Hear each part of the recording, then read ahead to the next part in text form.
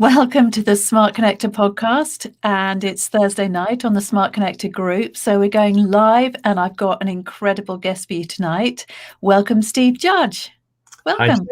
Hi, yeah, nice to be here. An honour to be here, to be interviewed. I say interview, it's going to be chat, so it's good, nice and casual.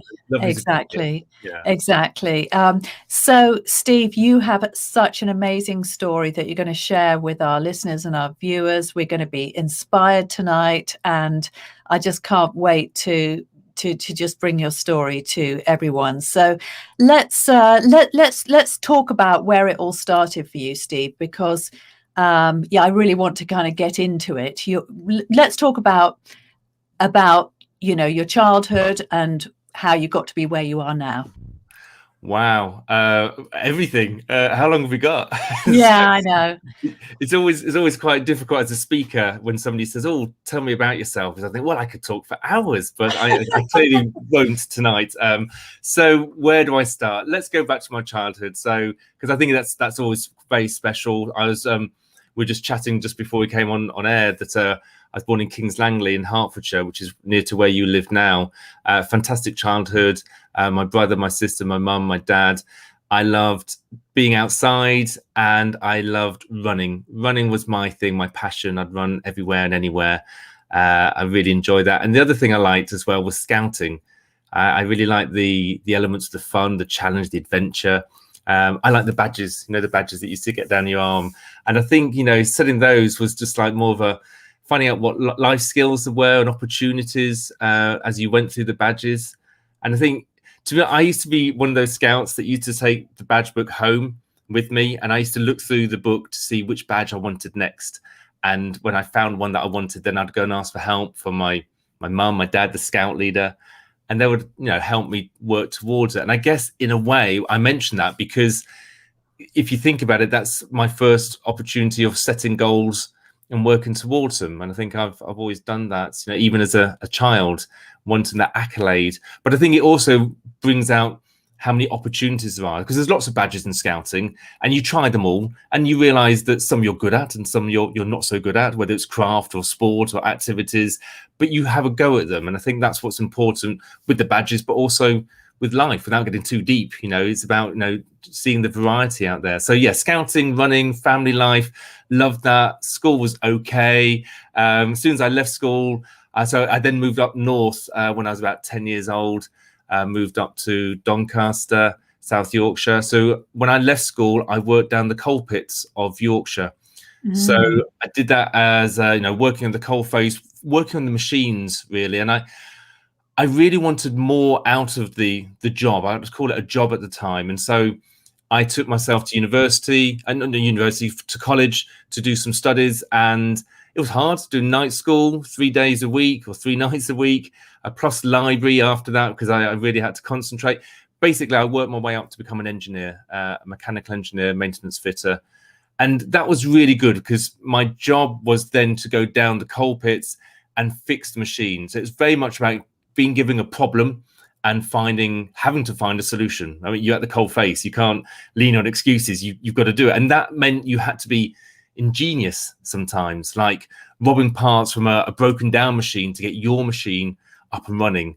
And once it worked, then I got the hell out of there because I didn't like the conditions too much, a bit dirty and dusty. But I loved the job itself, being given a problem and finding a solution. So that's kind of my early years in life. I still loved running as a young adult.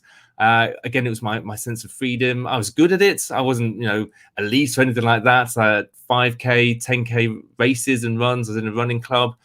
But yeah, I loved it. And I guess that takes us all the way up to 2002 when I had a near fatal car accident. And as you can imagine, that changed my life completely.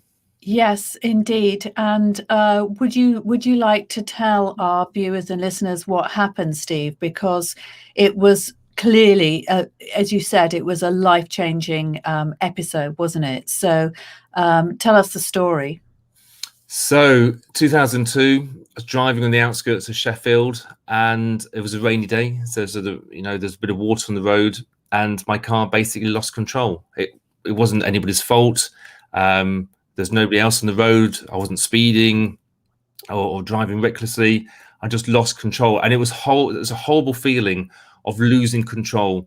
I remember holding onto the steering wheel tightly and steering, but it wasn't making any difference. The car was just going one way, and I could see it heading towards this big pole, and I knew I just had to brace myself for impact. And again, horrible, nothing you can do, just brace, just waiting, and then bang, just crash. And it just, when I woke up, when I came round, the horn was blaring, and I couldn't get out the car. I think anybody who's been through adversity or had an accident, you want to pick yourself up, brush yourself down, and move away and go, oh, no, get away from it. I couldn't. Yes. I was stuck.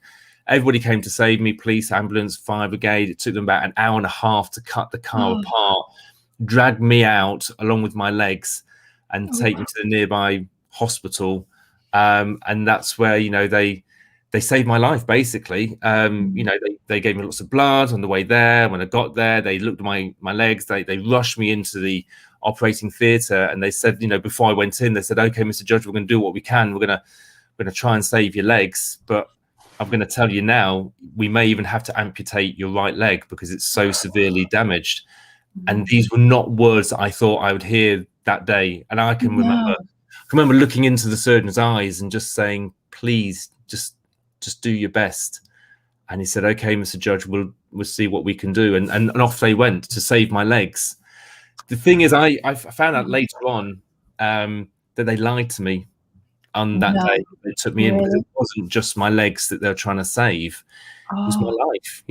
As I said, I've been through a near fatal car accident, all the trauma, all the blood that I'd lost. They really didn't know whether I was going to come out of that operating theatre alive or dead. And and that's horrible to hear that. But at that time, that's the message that my mum received. She didn't know whether she was going to see her youngest son again. She then had to relay that message onto my brother, onto my sister, who lived down in Hertfordshire. Really? And, they just both burst into tears hearing the news that they might not see their younger brother ever again. So very traumatic for everybody. When I came round, I think the operation took about 8 hours. When I came round, I felt terrible, but I remember just aching all over and just looking around and seeing that my mum was there, my brother and my sister. They got together and they travelled overnight, and they were there, and it was really emotional for me for various reasons. But one thing, and this is something that maybe other people might not understand, but the guilt that I had wrenched them from their home, from their life, to come to my bedside. I had a massive guilt. I remember that it was now a Monday because the accident happened on a Sunday. On the Monday, and I was clear enough to think, oh no, what's going to happen with work? Who's going to do my shift? I need to tell work that I can't make it in. And they're going, "Steve, it's all right. They'll work it out. They'll work it out." But you have this guilt of people rushing around you. And I think this is a big thing in a way. Anybody who's been through something like this is the independence that you have is suddenly wrenched away from you. Suddenly you can't do anything. You can't feed yourself. You can't take yourself to the toilet. You can't everything has to be done for you, and people are looking after you, and you're having to say thank you numerous times, and it almost loses the effect when you have to say it so many times. Thank you, thank you, thank you. But that's all you can do. And at that time, my goal was just to survive. Yeah, horrible, really, really horrible times. It was around this time, when the surgeon was doing his rounds, he came over to my bed and he said, "How are you feeling, Mr. Judge?" And I said, "I feel terrible, I feel groggy, I feel painful. My legs are really static and heavy." And he said, "I just want to let you know that we did our best. We did manage to save your legs, but with the severity of your injuries, I'm afraid you may never walk again." And that was it. They're the words that I heard. And I think when you hear something like that, definitely for me, it's a bit like a fight or flight in a way. As in, I could just roll over in bed and just give in and say, "Okay, I'll never walk again." But I remember there being something inside me, something that got really quite angry. I think I was quite angry that somebody had said that to me. I was thinking, who are you? Who are you to say that I may never walk? You don't even know who I am. To me, to you, I'm just a number, maybe a statistic or something. You said I may never walk again. So the opposite to that is I may walk again, thinking of the positive, always optimist. But I think the anger inside me was really frustrated, and thought, I'll show you, almost like a red rag to a bull. When somebody tells me I can't do something, I'll say, well, let's bring it on. Let's see what we can do. And there started my journey, I guess, in a way, of my rehabilitation. But it was a long journey. My legs were trashed. Basically, to go whiz through the injuries I had, my left leg, the knee had just been wrenched apart at the knee, so that the 4 ligaments that hold the big rubber bands that hold your knee together, they were ripped out. My right leg was partially amputated, which means 4 inches of bone had been knocked out of my lower leg and just thrown away. So my leg was actually 4 inches shorter than my other leg, and that was all held together with this big metal cage. In my responsibility to twist the bolts in this cage, to like lengthen this my leg, to stretch the skin and the muscle and the ligaments, and actually wrench the bone apart a 4-inch gap, lengthening my leg. And that's what I had to do. It starts, again, and I talked about the badges with scouting. It's very much about goal setting, and I talk about that now as a motivational speaker, about setting goals and working towards them. So where are we with that? My goal was to grow my leg back. To be honest, my goal was to survive. I think that's number one. Goal was to survive, get out of hospital. Anybody who's been in the hospital, you just want to get out of hospital. Yeah, you do. I wanted to get my leg back to the right length. I wanted to grow the bone, had to grow bone back. I wanted to stand again. I wanted to walk again. I wanted to get back to normal. I wanted my independence back. All of these things were my goal, my vision. And it's a case of working towards those, which is what I had to do, using the advice from the surgeons, the physios, the admin staff, the nurse, my family, my friends, as many resources as I could gather. But a lot of it, came down to me. I had to put the hard work in. It is about having that vision, then working towards it, which is what I had to do over the next 3 years. So yeah, really, really tough times. Wow. So you say the next 3 years, Steve. So, I mean, what actually happened over the next 3 years, and why was it just the next 3 years? What happened? So my left leg, I had ligament replacements. So I've got ligaments in my knee from a pig. Bizarrely, I don't ask too many questions, to be honest. It seems to work. My right leg, I stretched, I lengthened out, I grew the bone back. I eventually managed to stand on it and walk on it. I'm skipping through 3 years here of immense physio, immense rehabilitation, immense pain, physio where I had literally tears rolling down my cheek as I'm pushing myself 3 times a day to get my leg to straighten, to stand on my leg. I remember having the Zimmer frame in front of me. My physio for that day was to stand up, put the weight through my legs, and then sit down again. That's all I had to do. And it was near impossible. It was so hard. As I got up on the Zimmer frame, your brain tells you to protect yourself. So, you cheat. You put it all the weight through your arms. You don't put it through your legs. But I knew that. So I had to slowly transfer the weight from my arms over to my legs. And you can feel the pain, and your brain's going, stop, stop, stop. And you have to defeat your brain and say, no, I have to do this. If I don't do this, my bone will not grow. And if my bone doesn't grow, it will just collapse and we'll be back at square one, or even worse. So going through all of that really is a mind over matter. Getting to the stage of standing and walking in the house, and then going outside the house. That's scary. On crutches, going from wheelchair to crutches, but then going around the block, eventually going down to the nearby park. And we're talking about this before we came online. And that's the park, which has got a lake in it, so it's nice and flat. Walking around there. It's scary because there was nothing to hang on to. Once I set off, it was just me and the crutches, and you got to keep going and go. And that's what I needed to do, was push myself out of my comfort zone. If I stayed in the house, well, I'd only move like 5 meters, 10 meters. That was no good. I wasn't going to improve by doing that. So yeah, that's the 3 years, was doing all of that, eventually getting the cage taken off my leg, eventually being able to stand. But the thing was, my goal, Jane, was very much about getting back to normal. I think I've already mentioned that. After that 3 years, and I was standing again and walking again, I realized that I was very different to what I was before the accident. My left leg was, I had lack of feeling, lack of movement. I had a drop foot. I had a bit of pain. My right leg, much as the right length, I had no calf muscle. My ankle was pretty much seized. Pain, lack of movement. So, I suddenly realized that there is no such thing as normal. and I was very different to what I was before. And this is a big message that I talk about with my audiences, I stress them to stop comparing yourself to other people, to your friends, to your family, to celebrities. Everybody's different. And I started thinking about what I could do rather than what I couldn't do. And so that's what I did. I couldn't run anymore, but I could swim. So I swam. Eventually I got onto a bike and started cycling. I could do that. So I did that. And I was doing lots of activities and pushing myself out of my comfort zone and doing all of this. And people said, Steve, you're always pushing yourself. And a big question I always get asked is, have you always been like this, Steve? Have you always been setting goals and pushing yourself and working towards them?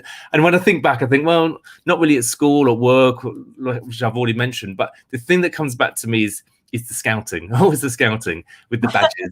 And because that's a true thing. I've sent those badges. But I found this photo in the loft, and it was a photo of me when I was about 10 and a half years old. And it had me, I got Cup of the Year, a little shield, and I got some badges on my shirt. But I had 3 badges on my arms, only 3. But they were the first 3 badges that I'd ever got in scouting. And they were swimming, cycling, and running. Oh, and really?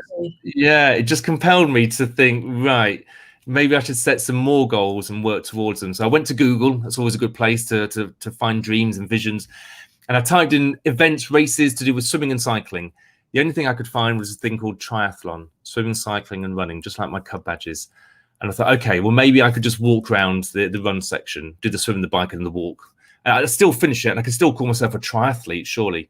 But as I scrolled down, there's this thing called a Paratriathlon, which is triathlon for disabled people. And I thought, I wonder if I'm disabled. I wonder if I can register. I went down, they did lots of tests and assessments. They asked lots of questions. And they said, Mr. Judge, you are disabled. And I'm like, yes, this is good. This is good.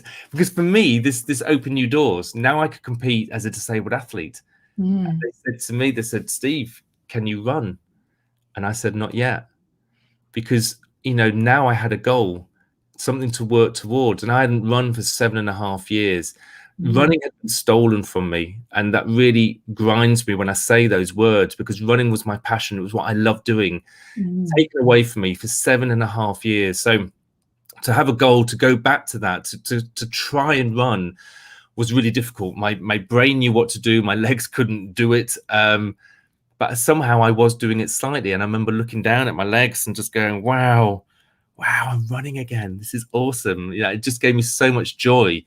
But the thing is, afterwards, I had so much pain, especially with my right ankle, because it's seized. And the pain, once the adrenaline had worn off, the pain really made me suffer. And so the next day I couldn't run. So I thought about what I could do rather than what I couldn't do. And so I swam. And the day after that, I still had the pain. So I cycled. And the day after that, the pain had subsided slightly. And so I ran again, because I love to run. And that, I guess, was my training montage leading all the way up to the first triathlon, paratriathlon, which I competed at against other paratriathletes from around the UK. And what an amazing event, to see those people. These are other, disabled athletes that are not leaning on their excuses. They've got missing arms, got missing legs. Some of them are visually impaired or completely blind, but they're doing a paratriathlon, which is amazing. So yeah, to get all the way to the start line was just incredible. Just getting that far. That's amazing. What an incredible story, Steve. Now we've got some comments, because we obviously are, we're live. So we've got Richard said, what a horrific accident. He said, I had an incident on the motorway where a lorry pulled out last minute, and I was doing 70 miles an hour. So I hit the brakes so hard, very, very close to hitting the articulated lorry. So that must have been a very, very scary thing to happen, Richard. And the thing is, we've all been there, haven't we? When if we drive cars, we've seen accidents. We've often, I've had 1 or 2 kind of near misses myself. My daughter had an accident that really frightened her when she lost control of the car, and it was exactly as you described. And the thing is, it could happen to anybody, couldn't it? It could happen to anybody. Yeah, it can. And I think in a way it's good that there was nobody to blame, because I was not happy. I was very angry. And if there'd been somebody to blame, then I would have directed all my anger at that person or that thing or whatever. That didn't. it was, and you know, it was just an accident, but also the lack of control. And we just mentioned how horrible that is. So some people ask me, am I okay driving now? Well, yes, because I'm a good driver. I know everybody says that, but I am a good driver. I was a good driver. I did nothing wrong in the day. I'm still a good driver. Yeah. I just don't like it when I'm not in control. So I don't like it when it's icy or snowy, because no matter how good a driver you are, if you hit black ice, you know, there's not a lot you can do. So elimination is the best thing, and just stay indoors. So I'll stay in if it's snowy and not go out. So yeah, other than that, I'm a confident driver. I know what I'm doing. Yeah. So let's just you know, talk about competing then, Steve. And you know, that must, as you said, that must have really brought you a new lease of life, and been, you already talked about it being incredibly empowering for you. And did you also find that you built up this kind of network of other amazing and inspiring people? Yeah, I think empowering is really good. I think I had inside me that I didn't want the accident to have a detrimental effect on my life. I was angry at the accident, as though that was an object, a person, a thing. I wasn't going to let it drag me down. I was persistent in proving it wrong, the accident wrong, my injuries, my disability wrong. I was still going to achieve something. I was still going to get some accolade, almost like sticking two fingers up at it in some way.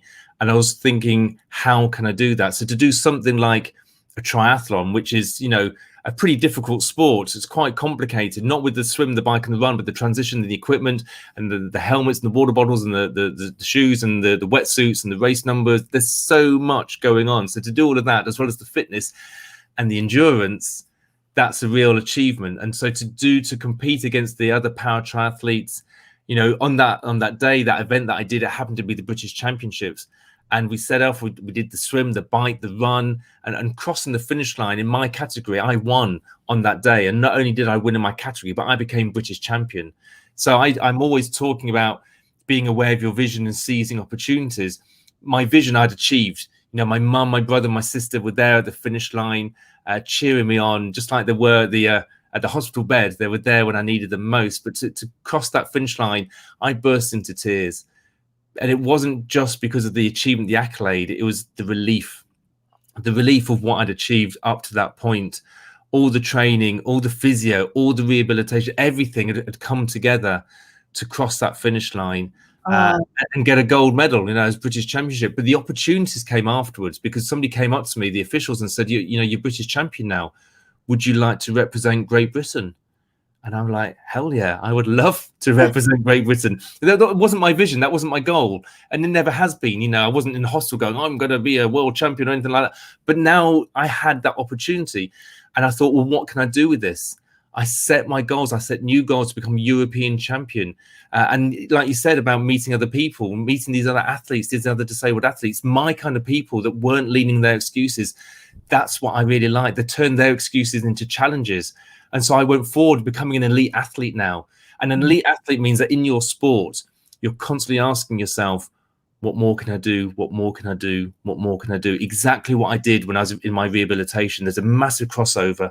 And so setting goals in the European Championships, which I won, and then going over to Beijing and setting my goal and achieving, becoming a world champion in 2011 against the rest of the world. You know, getting that gold medal in 2011 was just absolutely incredible.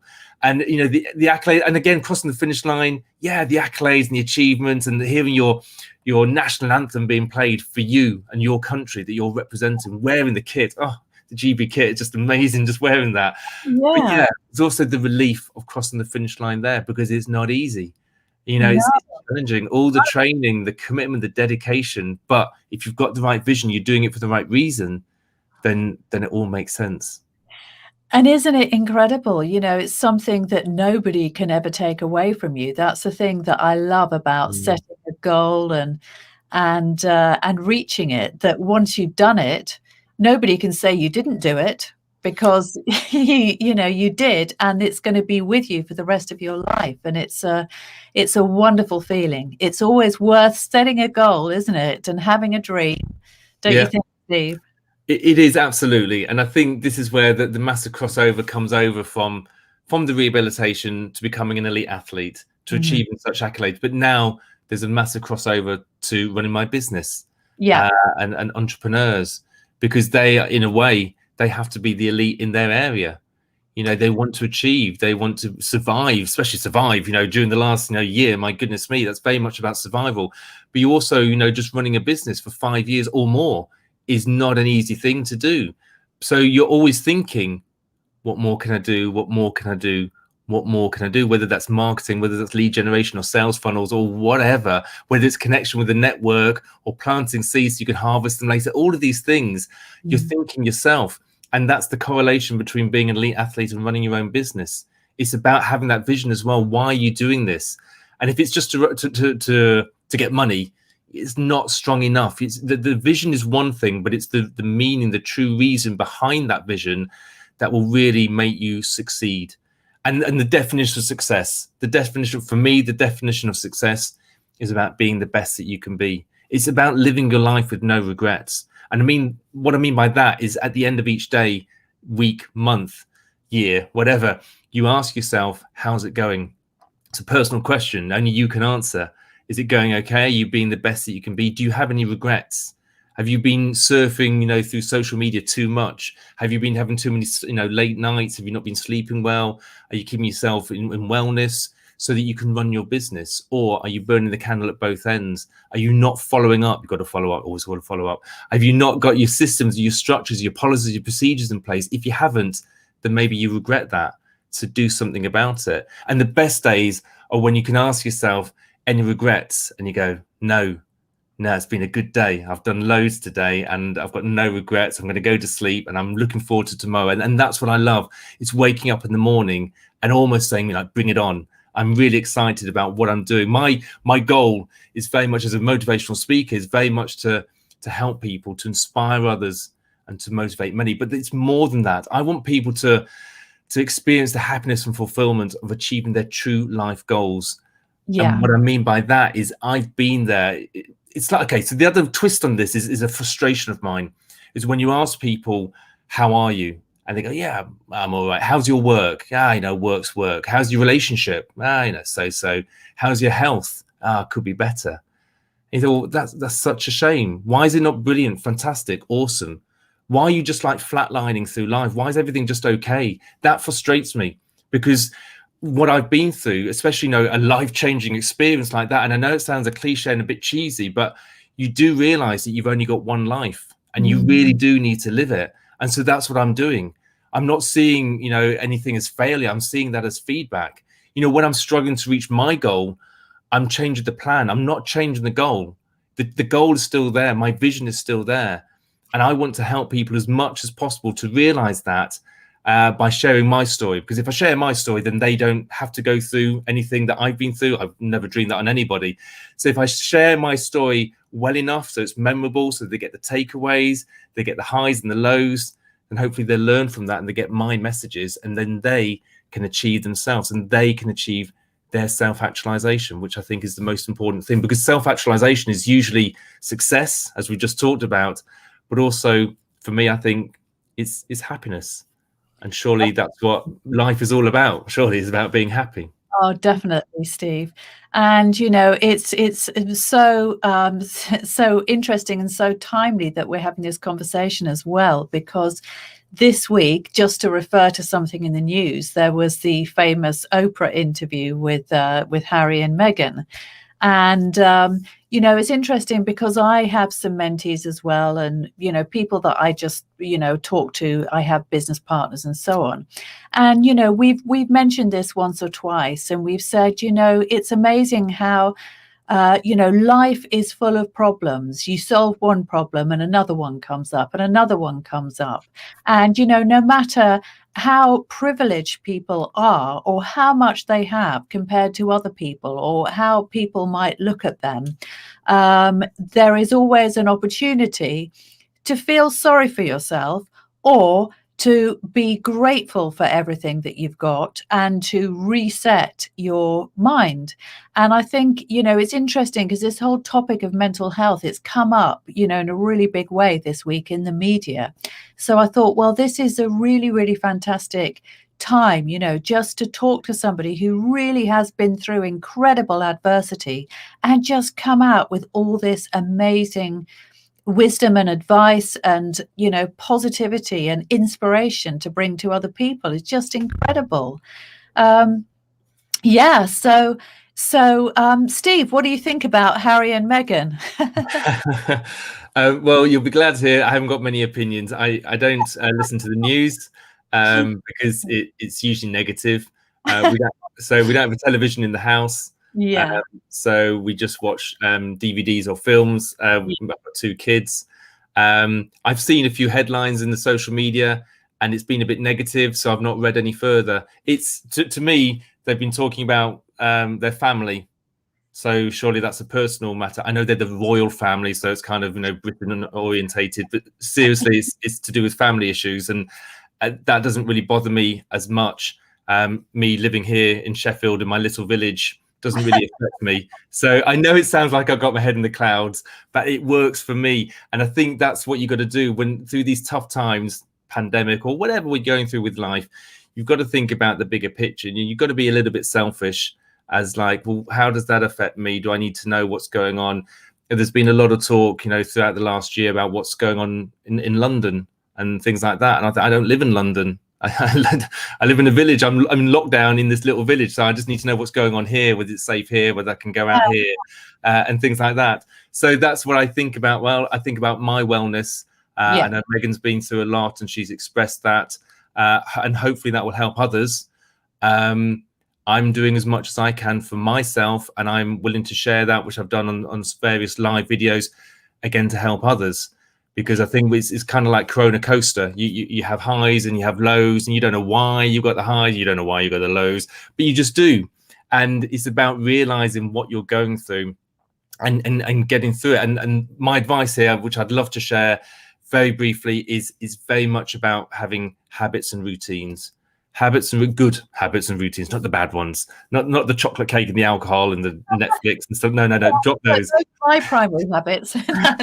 drop the bad ones, keep the good ones, and think about what the good ones are, and then, you know, get them into a routine. I've got a great morning routine now. Really helped me last year when I was going through some really tough times. You can understand that as a motivational speaker, I'm kind of in the entertainment industry, which has kind of been shut down over the last year. So yeah, it's been a tough year, challenging year. We're supposed to use like generic positive words rather than terrible year, hard. Don't you say that? It's been a challenging year. So yes, habits have really helped me through that, dragged me through, and they've worked, and I've made it through. And so I now do these habits every single day, and they're still helping me, and pass them on to others, and they can help them as well. Right, let's hear about them then, Steve. What are the habits? Come on, we need them. We need the habits out of the chocolate cake and the alcohol. You can have those to celebrate. You must celebrate. Okay, I wake up. First things first, go to bed on time. Okay, always go to bed on time. Sleep is so important. 10 o'clock for me. Your melatonin kicks in like 10:30, 11 o'clock. You need melatonin to make yourself sleep, repair your body. 5:30, my alarm goes off. I practice Woo-Goo. Woo-Goo, W-U-G-U, Woo-Goo. Wake up, get up. Simple as that. Wake up, you set the alarm, so get up when the alarm goes off. None of this snoozing. Right. So I say I'm practicing it. Not easy. No snooze button. I do. First thing I do is reading. So I do some kind of self-development book that's really helping me. I'm reading Angela Duckworth at the moment called Grit, which is amazing. Read that. Then after that, I do my journaling, which is really helping me get my ideas from my head out, waking up to my subconscious, getting in sync with it. After my journaling, I get down on the floor. I do some stretches, some yoga stretches, some floor exercises, just press up, sit up, something simple like that. Then I do a visualization, very important. Wow. A visualization is just sat in a yoga pose, just staring straight ahead. No, close my eyes, but just thinking about what I want. What do I want? Now, this could be this day, this week, this month, 5 years' time. Oh. Just think about what am I doing this all for? What's that end result? What am I working towards in the best possible way? Keep it all positive. And I do that. I don't really know how long for, but I usually stop when I start smiling, because I've hit something that I really want. That's what I want. That's what I'm doing it for. And I open my eyes and go, right, then let's go and work towards it. So I'm pretty like, I'm buzzing now. I then go downstairs where I've got a row machine. So I do 20 minutes of exercise on that. But that's more than just the exercise. It's more than just the adrenaline and endorphin rush. For me, it's my meditation. I've tried meditation, guided meditation. It just sent me to sleep. It didn't work. I just, I'd wake up, go back to sleep. Thought, that's not working. So my meditation is on the row machine. I can zone out as I'm rowing along. I'm also listening to my playlist on Spotify, which is an amazing playlist. It's got very cheesy, pumping music. Very words of affirmation is what it is. It's things like, you've got this, don't give up, you can't be beaten, you're the almighty, you're amazing. All of these like buzzwords. If you start singing along to it, they are like words of affirmation. So I'm like hyped at this stage. This is amazing. And this is where you can also get rid of some anger, because much as, meditation, visualization, breathing in, breathing out, fresh air, blue sky, very good. But sometimes you just need to let rip. When are you going to do that? You're going to scream at somebody, you're going to slam some doors, are you going to burn it out in a punch bag or rowing machine? For me, the rowing machine, even if it's just for 2 minutes, like really blitzing it until I just get that anger out, anger of the situation that we might be in or something that's happened, get it out. Yeah. So when I finish that, that takes you to about 7 o'clock. That's me done. I can go and wake my kids up. We can go and have breakfast. The thing is that what I've done there is I've concentrated on myself. Yeah. Once I start my work, it's very much my business and helping other people. But what about me? People forget about themselves. And I feel that if it's so important, which it is, it should be one of the pinnacle things that you do, is looking after yourself, your wellness, your health, your visualization. I've got control at that time. Between 5:30 and 7, there's not many people up. There's no phones ringing. I don't even look at my emails or anything. I'm in control. So I can do that. If I say I'm going to do that at lunchtime, it's not going to happen. I'm going to get distracted. I know I am. Or I'm going to think of an excuse or something like that. I'm in control. So do the most important things when you're in control. And for me, that's early morning. Now, I've just started doing an evening routine as well. And that's to do with, very, very briefly, it's the 3 things that I'm going to do tomorrow. What 3 things I'm going to do tomorrow? Get them out of your head before you go to sleep. What 3 things can I congratulate myself for doing today? Give myself a pat on the back and write this all down. 3 things that I'm grateful for: roof over my head, heating, money in the bank, a loving family, things like that. I do a little bit of reading, not self-development reading, just something nice and relaxing. A little bit of meditation, because that sends me to sleep. And when I say that, by this stage, I'm shattered. I'm really tired. So it might just be breathing in and breathing out 3 times, and then I just drift off to sleep. So the sleep and back to the sleep. The sleep is very important. And that's it. They're my key routines that I do that really, really help me to start the day and to finish the day. What goes on in between, that's a different thing altogether. Wow. That's very, very inspiring. I mean, that's your job tonight, Steve. So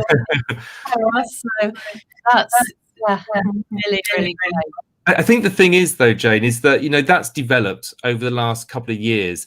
And it's because I've tried everything. I've read lots of books. I've seen lots of videos, TED Talks.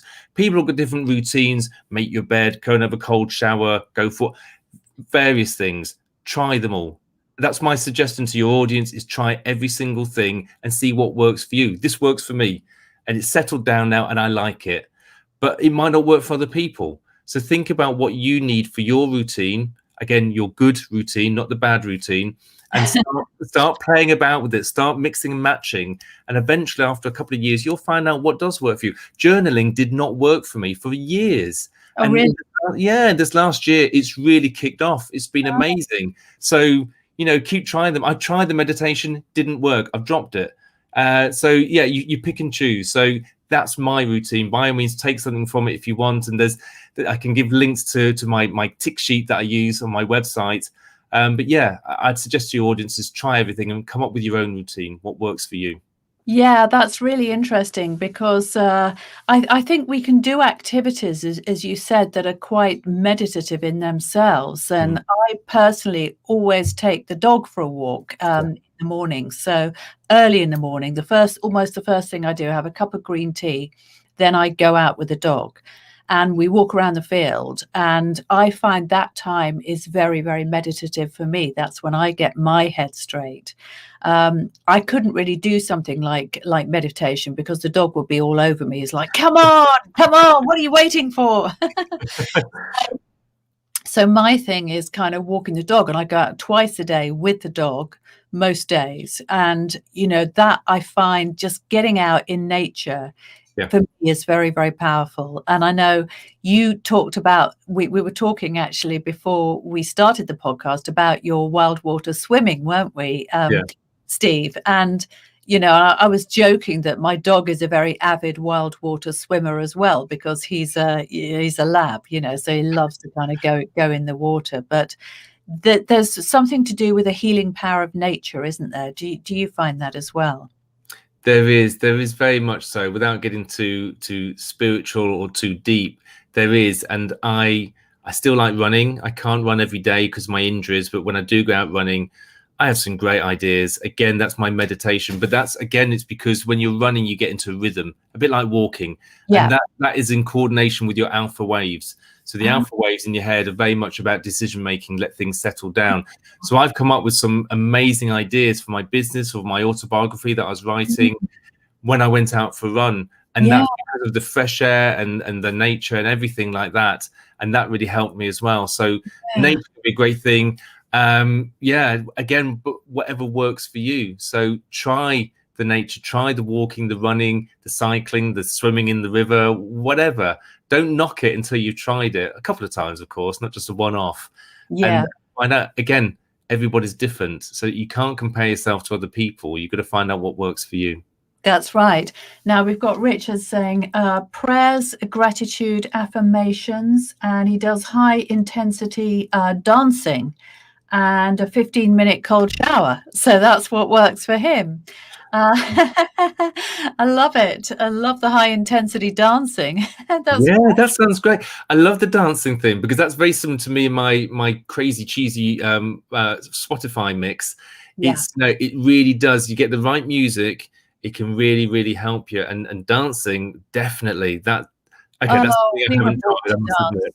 Yeah, I mean, dancing, it's something that everybody does all over the world. We love to dance, don't we? As humans, it's just our way of kind of expressing our physical selves, isn't it? Just some joy. And I love dancing as well. Affirmations. So Steve, I was talking to one of my mentees this morning because we were talking about this subject, and I was saying that I find affirmations very, very powerful because they're a kind of a form of brainwashing in a way, aren't they? Yeah. Do you use affirmations? I do, very much so. I used to have I've still got a list on my vision board. I'm just looking there. There it is. I can see my words of affirmation just there. So I used to read them out loud every single day. But I realized after a while it wasn't working because I was doing it every single day. And I was just like churning it out without actually putting any deep, meaningful thought into it. So maybe I've just moved on from that. I'm still using words of affirmation, but I do it with my music. By singing along to the tunes, and it does really work. And then you get different words of affirmation every single day. I also have in front of me my money affirmation. So I have a pack of cards here. It's got money affirmation. So for example, today is I manifest actual money and I am happy to receive it.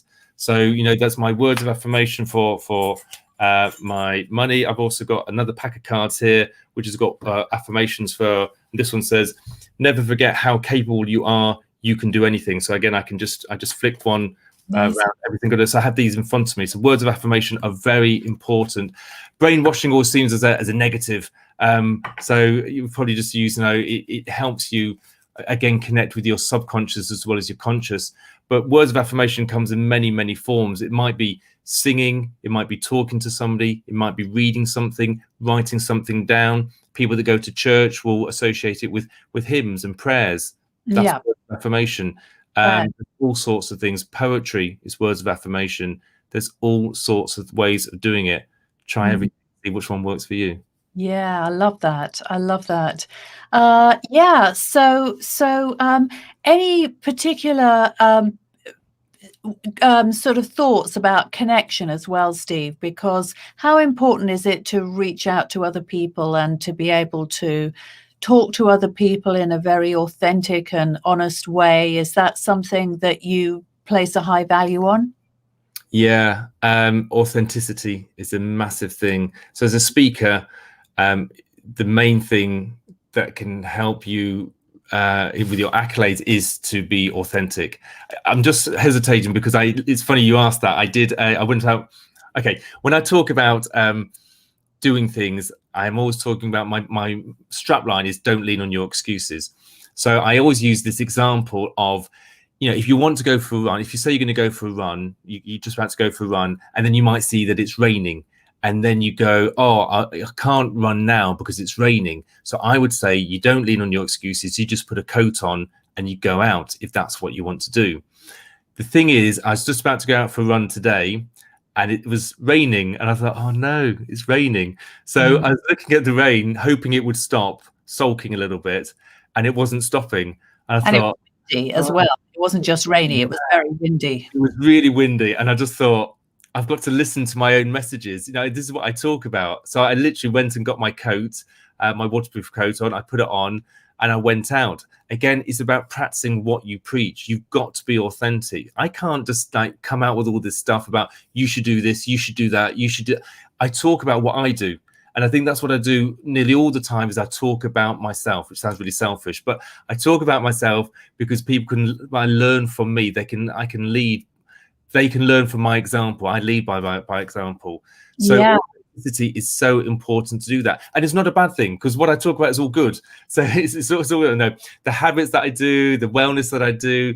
I'm not perfect. I don't think there's a definition of perfection, but I'm working towards it. I'm doing as much as I can. Living with no regrets is my other buzzword, because that means that, you're just being the best that you can be.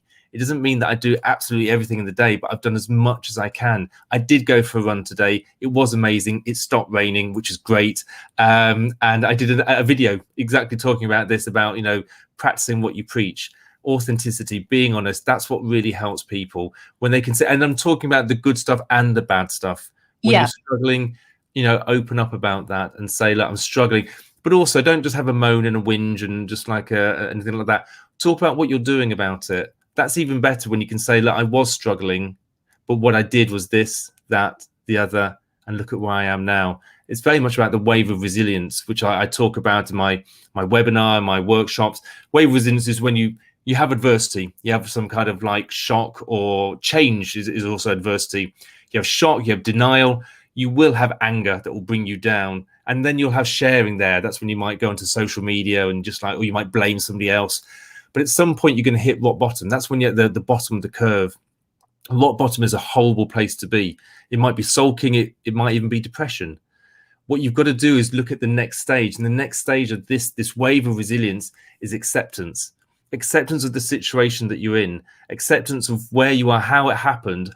But more importantly, what you can do about it. That's where the growth mindset comes in. That's where the resilience is really, really powerful. And the more you do it, the better you get. It's a bit like a muscle. You can exercise it. You accept the situation. You start taking action. And you use the action. I give out lots of tools about what actions you can do to slowly bring you up the curve so that you're going up, you're taking action, and you get to you're moving forward to your self-actualization. Now, if you do this correctly, Jane, you actually end up higher than where you were at the beginning. That's kind of saying that adversity, change, something that goes wrong can actually be beneficial. And that means that sometimes you need to push yourself out of your comfort zone to get up to your self-actualization. What it's saying is it's not an easy road. But if you've got resilience and you've got grit, determination, commitment, you can ride this wave of resilience and you will find your self-actualization, your vocation, your happiness. And that's surely what's most important. Amazing, amazing. I remember I saw a video by Jay Shetty talking about being alive. The curve goes like this. It's when we're dead that it's flat, and so I often kind of remember that because we all go through ups and downs, don't we? Yeah. And as that's a really wonderful way of framing the downs, that, wait a minute, yes, I might be down here, but when I go on the upwards curve, I'm going to be higher. I'm going to be in a better place than I was before, because I'm I'm a better version of myself. I'm a stronger version of myself. And I think that's a wonderful thought, actually. Really, really good. Yeah, it's absolutely true, Jane. I think when you're at that rock bottom, you've got to ask yourself, keep talking to yourself. It's not a bad thing. Talking to yourself, it's fine. You say to yourself, especially if you're sulking, you can say, you're sulking about what happened. how long are you going to do this for? Because nobody else is sulking. It's just you. And you go, well, I'm really miffed about it, actually. I'm still sulking. Fair enough. But only you can decide when you're going to stop sulking. You decide. It's a choice. A lot of things in life are choices, black or white. You decide. So at some point, you're going to stop sulking. You know you are. So you decide when. Now, tomorrow, the next day. Okay, the next day. Right, you're going to stop sulking then, and then let's do some action. And let's get on with it then. And if you talk to yourself, sometimes you can speed it up. You suddenly realize, oh, actually, I'm a bit impatient. Should we stop sulking now? Yeah, let's get on with it. And you move on. It's not easy, but the more you practice it, the better. And you get into that growth mindset. When you can't find your keys or your wallet or your phone, you sort, I can't believe this. This is crazy. That's adversity. You're going through the wave of resilience there. If you get used to dealing with it, then when something does happen that's really bad, like divorce, or it could be redundancy, losing your job, or some kind of an accident, you can use the same techniques, obviously on a bigger scale, but you've got the knowledge and the know-how and the experience. Ah, that's so lovely. Well, Steve, before we go, you've got some webinars coming up. We were talking about them. So would you like to just tell everybody what they are, when they're happening, and how they can listen to them or tune in? Absolutely. Okay, the free webinars, and they are literally talking about, it's going to be me talking about the wave of resilience, which we've just been talking about. So it's ideal timing, Jane. So I'm going to be talking about the wave of resilience, but in a lot more detail, as you can imagine, really giving some people some tools as to how they can use it to their advantage, and the tools to take that acceptance and the action bit. That's the fun bit. That's where the resilience really kicks in. So the webinars are going to be on the 24th of March onwards. The best way is to go onto my website or find me on social media. Actually, I've got loads of posts out at the moment, but they're going to be at lunchtime. So it's lunch and learn. There's going to be 4 webinars altogether, and then in April there's going to be a workshop. So find my website, which is www.steve-judge.co.uk, or find me on social media, and that's easy to find. I'm everywhere. So Steve Judge on Facebook, on LinkedIn, YouTube, Twitter, Instagram. So they should be able to find me and should be able to find a blog. But if not, just find my website, drop me a line, an email. And if it's not about the webinar, the workshop, if you just want to have a chat, or you've got a question from hearing me speak today, then if you feel that I can help you in any way, then please get in contact, because that's what I really want to do. I just want to help, inspire, and motivate. So please keep in contact and let's get in touch. Oh, that's great. Well, thank you so much for joining us this evening, Steve. It's been an absolute honor and a pleasure. I thank you for inspiring us. And, particularly throughout this lockdown, it has been tough, I think, for many people. So all of your advice and tips and wisdom and positivity and, just encouragement in the face of adversity has been very, very welcome. So thank you very much again. Thank you very much. Like I said, I love sharing my story, my journey, and helping people. So it's been a pleasure to be here, and it's been an honor to have a chat with you, Jane. Thank you very much. See you again soon. Bye. Bye.